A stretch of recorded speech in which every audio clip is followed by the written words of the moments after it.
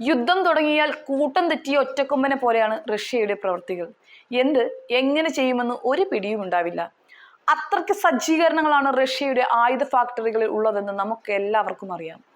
എതിർപ്പിന്റെ ചെറിയൊരു ഭാഷ്യം പോലും താങ്ങാൻ കഴിയാത്ത പുടിന്റെ മാനം അപ്പാടെ കളയുന്ന കാര്യമായിരുന്നു കഴിഞ്ഞ ദിവസം യുക്രൈൻ ഡ്രോണുകൾ റഷ്യയുടെ വ്യോമതാവളങ്ങൾ ആക്രമിച്ച് പോർ വിമാനങ്ങൾ തകർത്തത്. ഈ അപമാനത്തിൽ നിന്നും കരകയറാനായി യുക്രൈനെ തിരിച്ചടിക്കാൻ തന്നെയാണ് പുടിൻ ലക്ഷ്യമിടുന്നത് എന്നാണ് കരുതപ്പെടുന്നത്.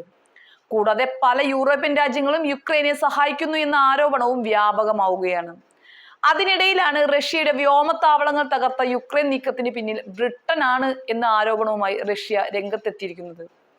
ബ്രിട്ടീഷ് സൈന്യത്തിന്റെ അതിനൂതന സംവിധാനങ്ങളാണ് യുക്രൈനെ സഹായിച്ചതെന്നാണ് ബ്രിട്ടനിലെ റഷ്യൻ അംബാസിഡർ ആൻഡ്രി കെലിൻ വെളിപ്പെടുത്തിയത്.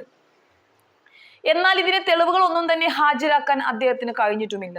മാത്രമല്ല, റഷ്യയും യുക്രൈനും സമാധാന കരാറിൽ ഒപ്പുവെക്കുമെന്ന് താൻ വിശ്വസിക്കുന്നില്ല എന്നും അദ്ദേഹം കൂട്ടിച്ചേർക്കുകയുണ്ടായി.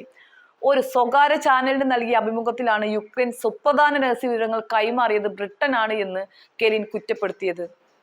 റഷ്യയുടെ വ്യോമതാവളങ്ങൾ ആക്രമിക്കാൻ ആവശ്യമായ സംവിധാനങ്ങൾ അമേരിക്കയ്ക്കും ബ്രിട്ടനും മാത്രമേ സ്വന്തമായിട്ടുള്ളൂ എന്നും അമേരിക്ക ഇതിൽ പങ്കില്ലെന്ന് വ്യക്തമാക്കുമ്പോഴും ബ്രിട്ടൻ പ്രതികരിക്കാത്തത് എന്തുകൊണ്ടാണെന്നും അദ്ദേഹം ചോദിക്കുകയുണ്ടായി. കഴിഞ്ഞ 1.5 വർഷം കൊണ്ടാണ് ഓപ്പറേഷൻ സ്പൈഡർ വെബ് യുക്രൈൻ ആസൂത്രണം ചെയ്തത് എന്ന കാര്യം റഷ്യയെ ആശങ്കപ്പെടുത്തിയിട്ടുണ്ട്. അതേസമയം ബ്രിട്ടീഷ് സർക്കാർ റഷ്യൻ അംബാസിഡറിന്റെ ആരോപണത്തിനോട് ഇനിയും പ്രതികരിക്കാൻ വിസമ്മതിക്കുക തന്നെയാണ്. ഇക്കാര്യത്തിൽ അഭിപ്രായം പറയേണ്ടതില്ല എന്നാണ് അവർ തീരുമാനിച്ചിരിക്കുന്നത്.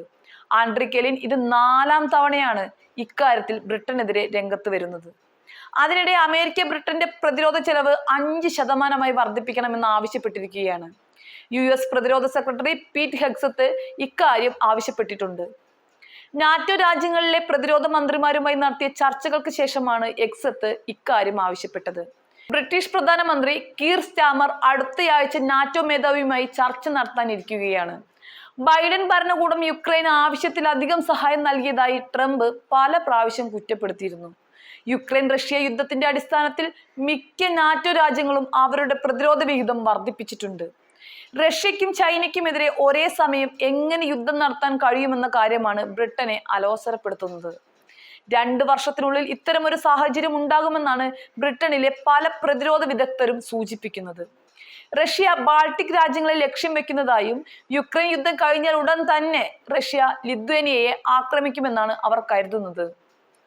ഏതെങ്കിലും നാറ്റോ സഖ്യരാജ്യത്ത് റഷ്യ ആക്രമണം നടത്തുകയും അംഗരാജ്യങ്ങൾക്ക് അതിനെ തടയാൻ കഴിയാതെയും വന്നാൽ അത് വലിയ തിരിച്ചടിയായി മാറുമെന്നാണ് പലരും മുന്നറിയിപ്പ് നൽകുന്നത്. ഈ മാസം 24-25 തീയതികളിൽ നെതർലാൻഡിലാണ് നാറ്റോ സഖ്യത്തിന്റെ യോഗം ചേരുന്നത്. എന്നാൽ ബ്രിട്ടൻ പ്രതിരോധ ചെലവ് വർദ്ധിപ്പിക്കുന്ന കാര്യത്തിൽ ഇനിയും പ്രതികരണം നടത്തിയിട്ടില്ല.